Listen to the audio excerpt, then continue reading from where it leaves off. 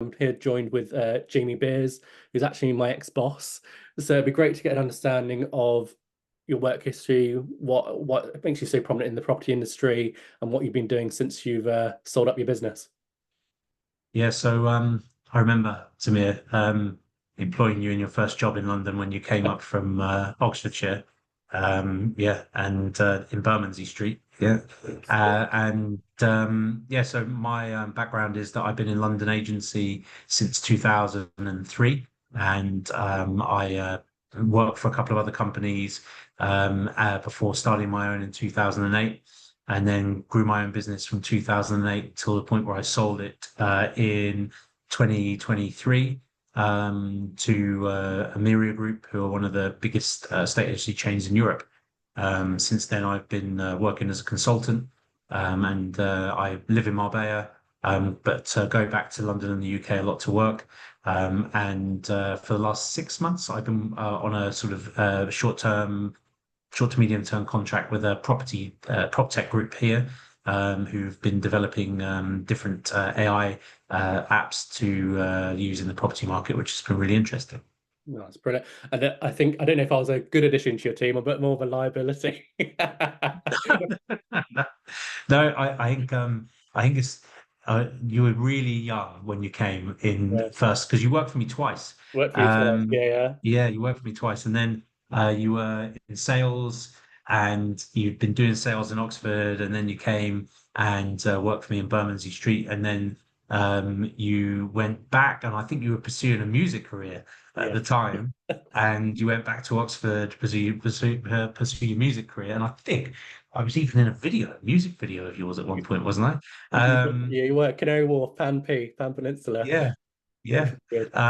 So yeah, and then I remember you coming back again, and working for us in the Surrey Keys office. And yeah, so really good. And obviously, we're still in touch to today, so it obviously went well. It's a good sign. It's a good sign. So how do you take from starting off, from being employed as a branch manager, how do you start off, starting an independent brand and building it to where you built it with two offices and then selling it? What would you say the key factors were to be building a successful estate agency business? I think the key factor that you have to do if you want to do that and you want to do it from scratch yourself is you're going to be very tenacious and very determined and not give up easily because it is really difficult. And I think it's one of those things you only realize how difficult the job was when you look back and you think that had I known everything I know now, would I have been so brave and done it so easily, as in taking the risk so easily. But I think that if I was building a new brand today, or advising someone on building new brands, that I think that you've got to have a really good idea.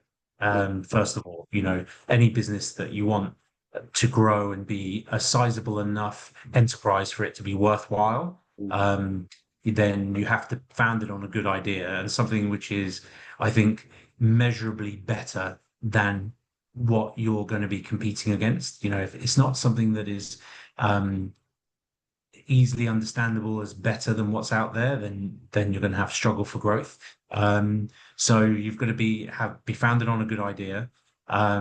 You've got to make sure that you're in the right marketplace. You've got the right demographics for supporting the size of business that you want to grow, and you've also got to have good people. So if you've got those things, then you've got a good idea, you've got in the right marketplace, and you've got good people. Then you've got a good chance. And I think that's basically what you need to start and grow the business. But obviously, then as the business grows, the requirements change because obviously you start doing you stop doing more of the estate agency work and you start doing more of the business work. So, just because you know how to sell a house doesn't mean you can run an estate agency. Just the same way, just because you know how to cook doesn't mean, you can run a restaurant, or just because you can cut hair doesn't mean you can run a hairdresser's. And that's what a lot of people start businesses because they work in the business and they think that because they know how to sell a house, that means they know how to run an estate agency.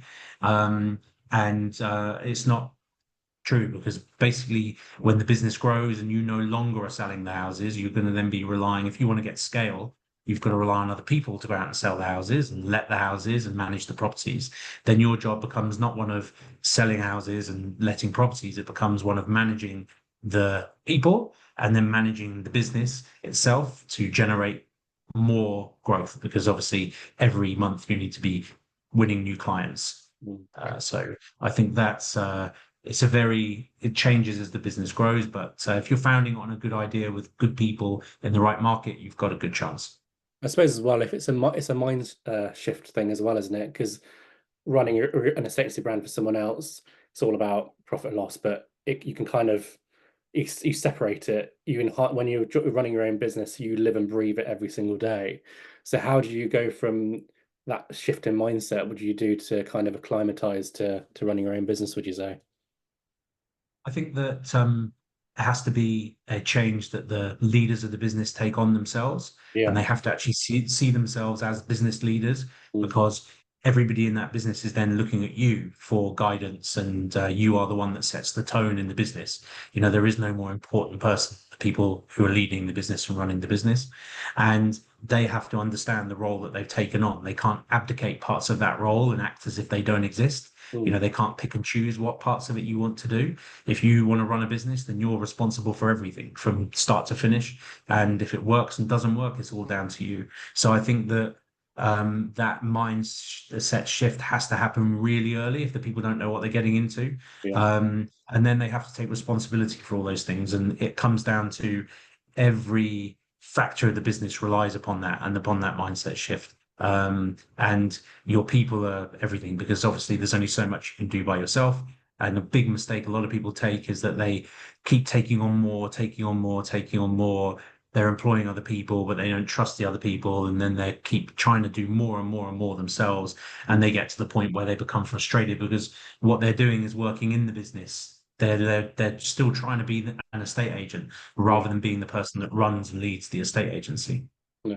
That's the thing, isn't it? It's a balancing act about mentoring the team, developing. And what does effective leadership look like to you? Would you say you lead by example? Because I remember from when I was working with you very much led by example. You're more of a mentor, I would say, with your leadership styles. Like, Zamir, you should be doing this way. This would be more effective. And you're always very pragmatic at the way you work.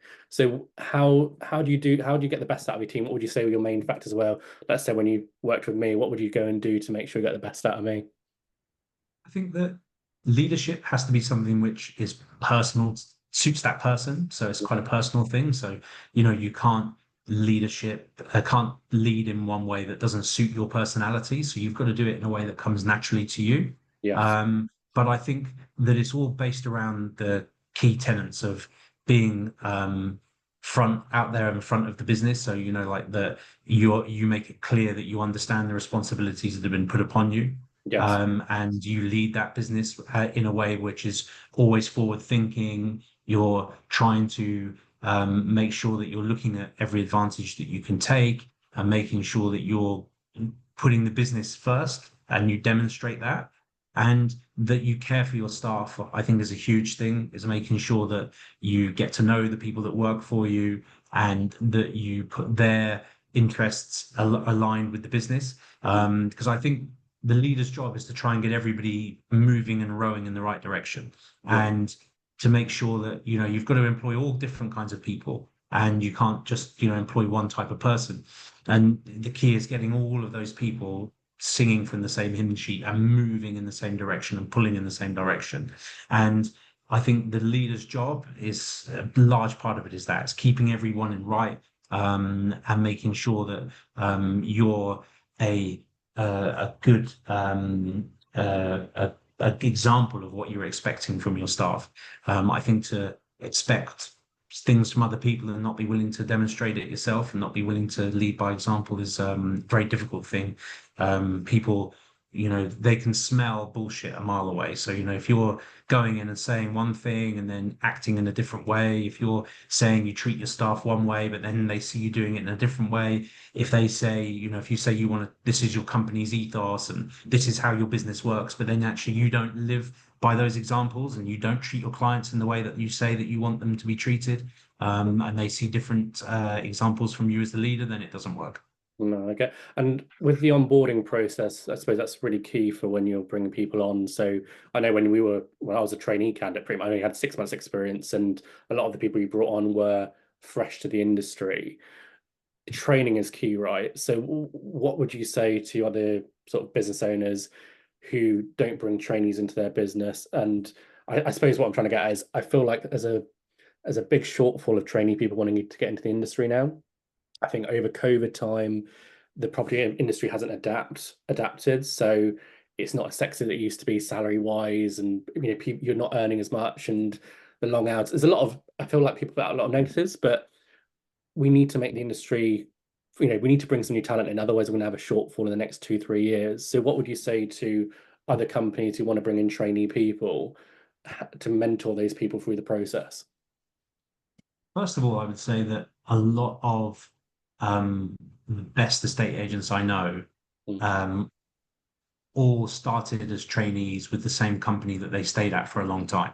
yeah, So, and I think that my greatest success has been with people with little or no experience. Ideally, we always wanted to try and find people who had sales experience. So we weren't teaching them how to sell from scratch. They'd already lost that kind of like shyness or that kind of any hesitance that they had to put themselves out there, to get onto the phones, to go out and meet new people and be confident. That's already been sort of, they've already got used to that, doing what mm, other type of sales they were doing. So that was always a big bonus for us. I always found it more challenging to train someone that had never done sales. And yeah, I think sometimes it's an expectation issue. At least if you've done sales before, your expectations are aligned. If you're going for another sales role, you know what you're getting into. Whereas if someone has never done sales before, it can be a little bit more challenging. Doesn't mean it's not doable. We've had plenty of very good people that came from no sales backgrounds. But our ideal candidate would be someone with no estate agency spirit experience or less than 6 months, and someone that had done sales in the past before. And one of the big things that I learned to look for was I always look for people with a big why, mm, basically. And what I mean by that big why is a big reason of why they want to do the role. yeah, So our role is difficult. It's nothing in isolation about a state agency is hard, but doing it all consistently at the same time to a good standard is very hard. If you take one bit of it in isolation, none of it's rocket science. But the rocket science comes in orchestrating all of it, all the moving parts in a consistently top level manner. That's where the rocket science comes in. And I think that the reason why you need someone with a big why is because it's a difficult role and there's challenging times in it. And you've got to keep going. You've got to be relentless. To be really good in property, you've got to be relentless. And you only can be relentless and you only can get through the tough times if you've got a big why. What is the reason that you really want to do this job? So if you can find a trainee who's got a bit of sales experience is perfect and they've got a big reason why they want to do the role, then you're off to a really, really good start. And I think onboarding is one of the most underlooked parts of recruitment. I think for us, it was something we got a lot better at. As you get bigger and you need to hire more people, you compete with bigger and bigger brands. So as an independent business, you're then competing against bigger and bigger brands, and you can only get better if you also improve your people as you go along. yeah, And I think that one of the things, if you're onboarding trainees, is you've got to have a good onboarding process for them because otherwise you're going to lose a lot of good people at the start. And if you sit back and put a bit of effort into your onboarding before you start bringing people on in numbers, then your retention rate will be way better and you're going to get much more productive people a lot quicker. We had a process that we targeted people to have them established and up and running, doing their own deals and seeing through their own deals within a 6 week time period. And we had a step-by-step thing we took them through, which we just developed over the years. And I think getting a lot better at that really, really helped us. And being better at the recruitment process and identifying the type of people we wanted. We had a really good profile of the kind of people we wanted and the kind of people that we knew that would work well with our processes and how we like to do things. But I agree with you that the onboarding is a really big thing. would you say with the kind of talent you're looking for, did you identify that on the CV, or did you meet every person a recruiter sent to you, or applied directly to you? So I had some blanket rules, which I developed over the years, which other people may find useful. So if people have more than 5 jobs in 5 years, I would never interview them, no matter what the circumstances were. So if they'd have more than 5 jobs in a 5-year time period, unless they were traveling or something and they were doing like short-term work in every place they were traveling. But if someone had been in a relatively stable situation and they'd have more than 5 jobs, I would never see them. Um, and as I said, I would look for people who'd have some kind of experience which would make our job of training them easier. So something where they would have had to have put themselves out there and made sure that they weren't going to be afraid or timid when they came into the office, and that they could learn quickly what we were going to teach them.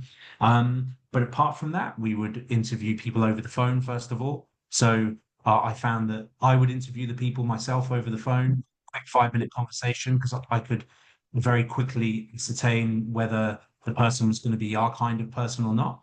And then I would let my guys in the office do the other interviews, and I would come back in for the final one if needed. But we found that just cutting them down initially, and obviously working with good recruitment agents who, I think that the more honest you can be with a recruitment agent, the better they can source the people. Because obviously, recruitment agent fees aren't small, and you need to be getting value from them. So part of the great job that recruiters can do is like keep you in touch with what's going on in the marketplace to be competitive, but also making sure they can thin the applicants out before you get to them, so that they're my job of thinning them out. And I would be open with people and say, look, if they've had more than 5 jobs in 5 years, don't bother sending me the CV. Ideally, this is the profile we want, and then you spend much less time thinning them out yourself. But I did find that 5-minute telephone interview, and for me to do it, I set a time aside once a week to do those telephone interviews. Maybe spent an hour doing it once a week, or maybe a little bit more. And we got to the point where we were always interviewing, we were always looking for people, because we always found that it was good to keep people coming in and keep meeting new people. And, because things open up, you take on new roles, and sometimes you'd see something that was amazing and you really wanted to bring them. Yeah, I was saying that the other day in my article actually, that the better the brief for the recruiter, the better the recruitment process and the better the relationship. If you give vague briefs, sometimes a recruiter will blank fire you loads of CVs, unfortunately, because they haven't Yeah, really got to know. yeah, they haven't got the information. No. Yeah. So leading on from that point, how do you think the property industry needs to adapt? Because obviously things are drastically changing in the industry with government policies, with obviously salary increases. What do you think needs to change within the property industry, and how do you think it needs to adapt to the next 10 years? I think that I've got no doubt and all the faith that the property industry will adapt, because I think that estate agents and property businesses have just proven to be so resourceful, and like I don't think the industry as a whole gets the recognition it deserves for the amount of people that we employ, the amount of great careers that are started through a state agency, um, and the skills that we teach people and the skills that you learn doing these kind of roles are amazing. But they're really useful in so many walks of life and so many other careers that you can go on to. And the amount of people, estate agencies I absolutely love the industry, and I think that I love working in it. I love training people in it, and I love introducing new people to it and helping them get the enjoyment that I've had out of it.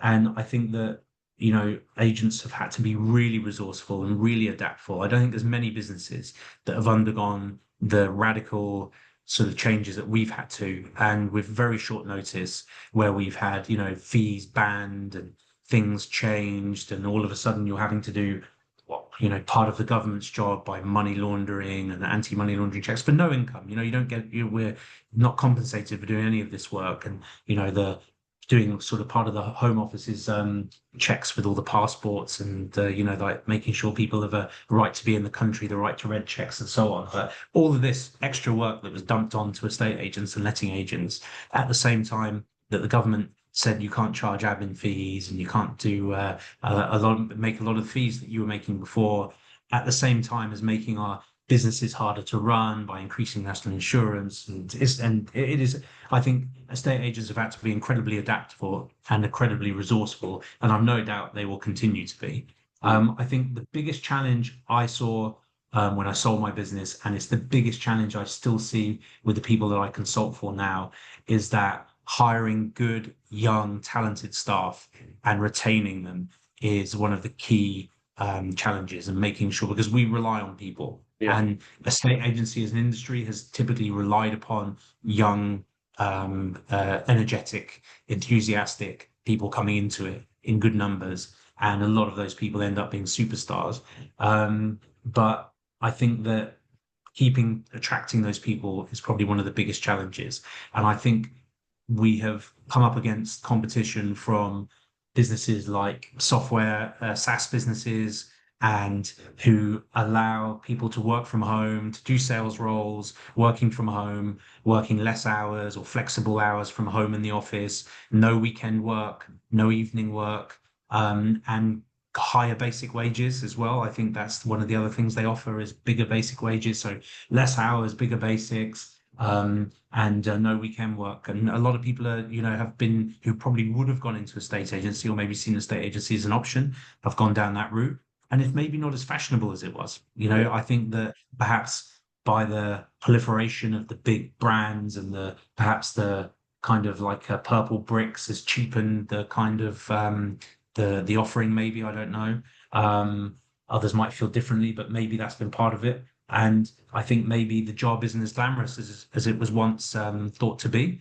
But it's an amazing role. And I think that we have to work out a way where um, our businesses can offer people competitive packages with more flexibility, more understanding of people wanting to have a life outside of work, and maybe some flexibility with how they work, but also being able to deliver the results. Because obviously it's one thing a business being able to say, oh yeah, you can work flexibly and work from home, but then if the people aren't going to be in the office or in the team enough to earn the commission that then is going to make their job worthwhile doing, then obviously everybody loses. So it's that finding that sweet spot between offering people flexibility and understanding with the right kind of packages that also means that they can get enough of the business done to make sure that they are earning the commissions that make their job and make the wheels go around, basically.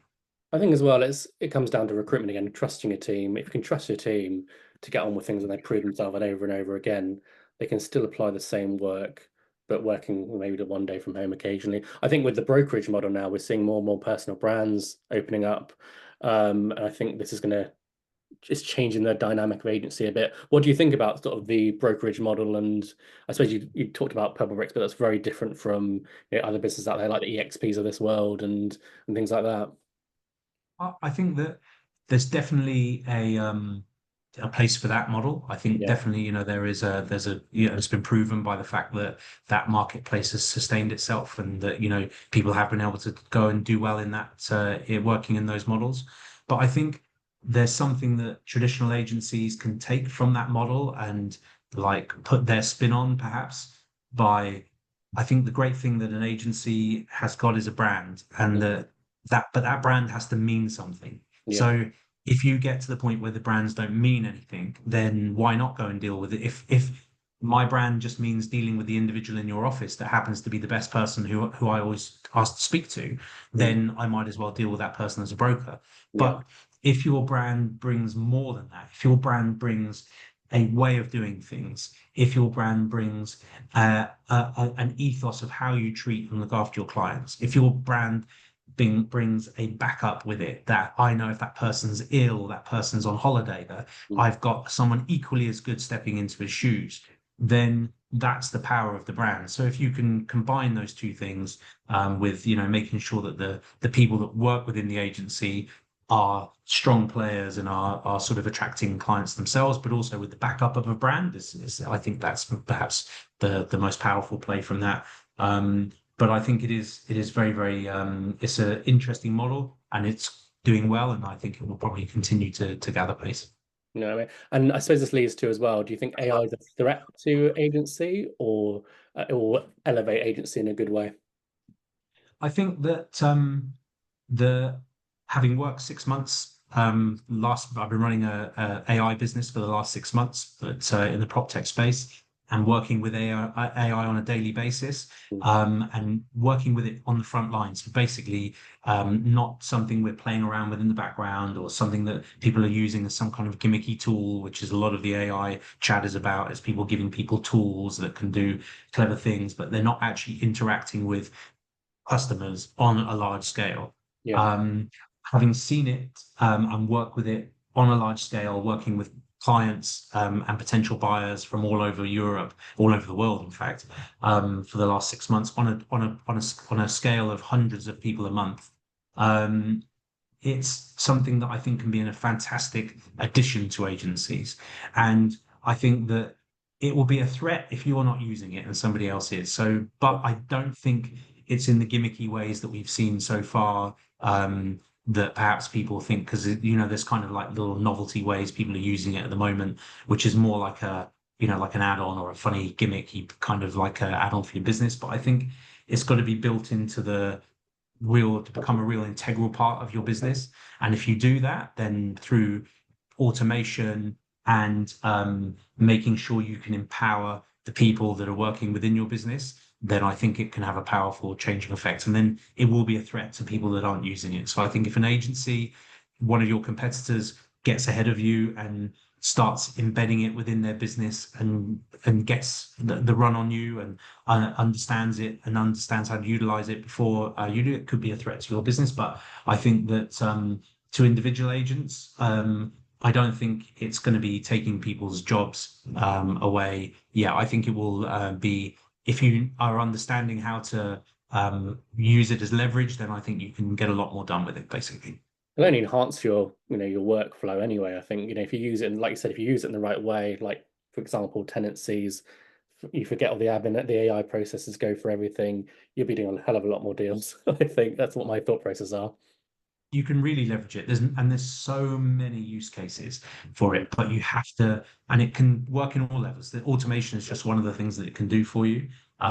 But there's if you embed it within your business, and then you'll grow with it, because the thing is, it's changing all the time. So the products that we've got now are going to be very different to the products we're working with in 6 months' time. And that's why I think it's really important for businesses and business leaders to get involved in it and start implementing it in your business, not with the little add-ons and toys that you see, because that's just they're things which aren't going to have meaningful change on a long-term basis. We look at it of how could we implement it today and get long-term change and make long-term use of it in our day-to-day operations, and that's the right way to look at it, I think. But I think what you said about recruitment is key, is that if you're recruiting the right people, then again the AI won't be a threat to talented people. And I would say to the staff that are working within the agencies as well, that now is the time to train yourself as much as you can. So I remember everybody that worked for me, I always encouraged them to learn not only what you learn in the office, not only what we teach you, and we would pay for external trainers to come in. Don't just rely on that. If you really want to get far in your career, you've got to push yourself and learn as much as you can outside of your work, by reading, studying. And there's so much information out there now that wasn't there when I started. There's so many great podcasts you can listen to. There's so much great content you can consume online. And there's so many great books that are out there that are mentioned in these podcasts and mentioned in this content. So there's a real huge learning space out there for people to explore. And as I say, with agency, a lot of what you learn can be used in your day-to-day. So it's a really there's a rich environment out there to go and learn in. No, I appreciate that. That's the thing, isn't it? You've got to adapt and you've got to learn. Like you said, everything's out there for you. So easy to find out information now with everything online. So what should good training look like, and how do you think agencies can adapt good training programs and make it more effective? I think that number one, agencies should have a proper training program. And I think that it's something that was overlooked for many years in our industry. And we were probably behind a lot of other people when it came to training. And it was only the bigger corporates that did any kind of formal training.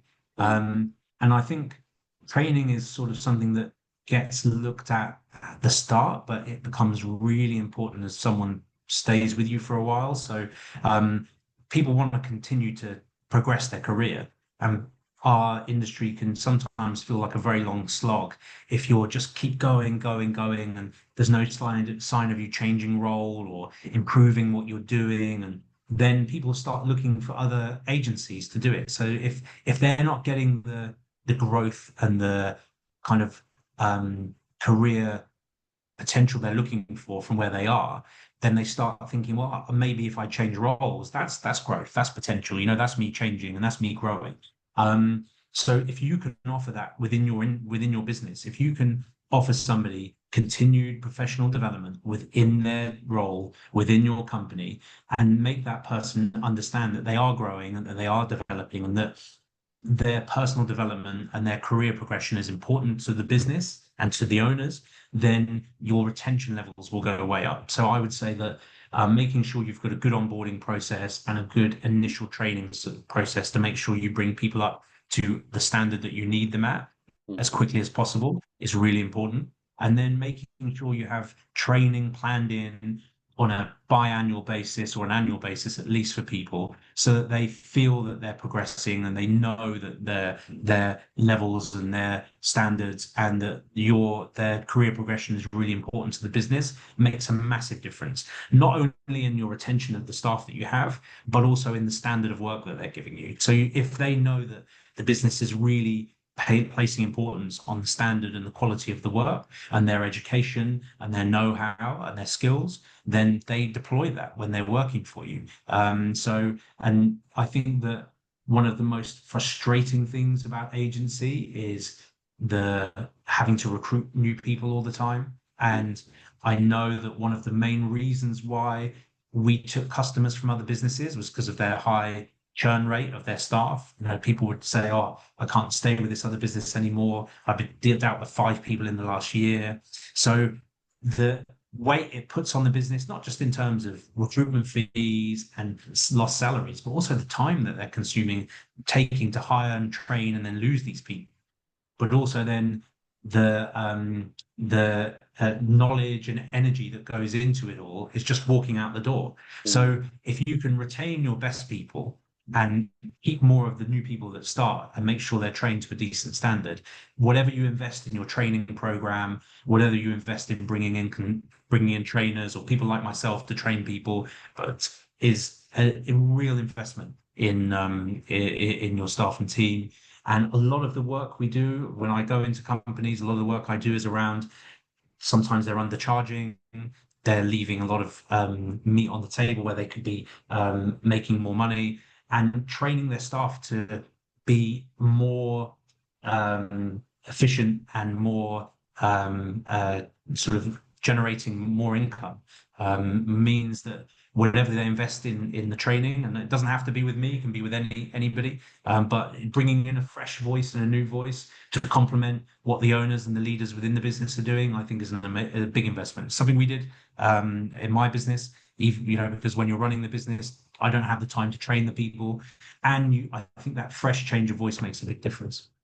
And what do you think when you go into these companies, when you're speaking to negotiators on the ground, what's their biggest, I suppose, thing holding them back? Is it confidence, not communicating with their managers? What do you think the main aspects are of, I suppose, building and progressing their careers?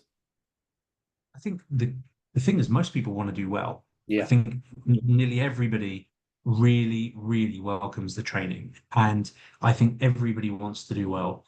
And you wouldn't be in our industry. There's easier jobs to do than if you're looking to hide. There's easier jobs than being an estate agent that you can hide in. So I think everybody there in the first place wants to do well. And I think what people are looking to do is they want to understand how they can take what they're doing and get more from it. So how can I do this better? How can I overcome this? And one of the common things we get is people dealing with similar objections all the time, and objection handling and helping them overcome those things. But also, it's more a case of people understanding the role and understanding what's required of it and understanding how to be successful over the long term. Because a lot of people come in, do well, and then they drop off, and then they struggle to get it back again, or people are inconsistent. And I think there's so many facets to our role. Like I said earlier, none of it's rocket science in isolation, but the complicated thing is doing it all at the same time week after week, month after month, consistently well and delivering results. And that's how you then, get paid really well for doing our role and progress in your role. And I think that it's that understanding that especially the people who've only been in the job maybe for less than a couple of years are looking to gain. They're looking to gain. Look, how do I know I know what I'm doing, but how do I elevate and escalate what I'm doing to the point where it can produce significant returns for me? I think one of the things you taught me when I first started, at Madley, was the fact that just be your authentic self. Like I came from a corporate background where it was all about making 60 calls a day. Those things are still important, but actually spend more time with your applicants, identify what they're looking for. People buy into people, just be yourself, because people will buy into you just being you, as long as you've got the right, I always say you're not in this job if you're not a confident person, I suppose, of speaking to people. But you always told me, Zamir, be your authentic self, or ask more questions. Don't be afraid to ask more questions, and that's always for mentorship. That's come along the way with me from ever since leaving the company and growing. So it's really helped me because when I do my recruitment now, I'm always just say it how it is. People will understand you more. People will take you more seriously, and just be yourself because people buy from people. They do. And I think one of the big things is people notice the extra things that you do. If Mm. you only do what everybody else does, then you're going to go unnoticed because you're Yeah. just doing the basics. But when you push that a little bit further and do it in your way, like I said about leadership, it's a personal thing. It has to be done in your style, because if you try and do something in somebody else's style, it doesn't suit you. It doesn't come across as sincere and people spot it. And I think that making sure that you get a bit of you across in everything is really important.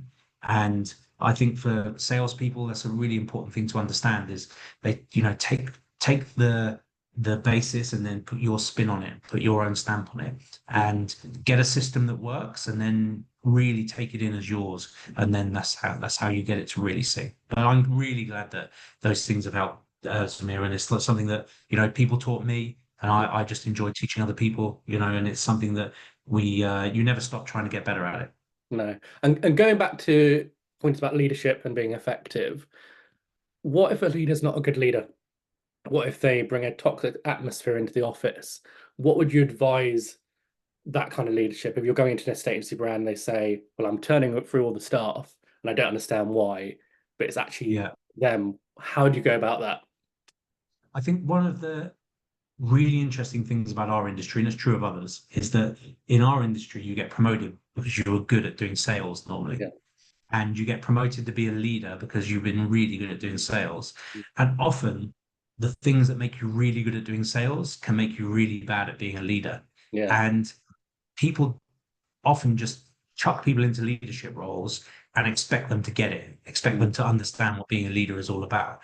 And a lot of the work I do is leadership training. So taking people that have been managers or branch managers and turning them into real leaders, because it's a very different skill set than just being able to sell. So normally you were really good at selling or really good at listing, and then you got the manager's role.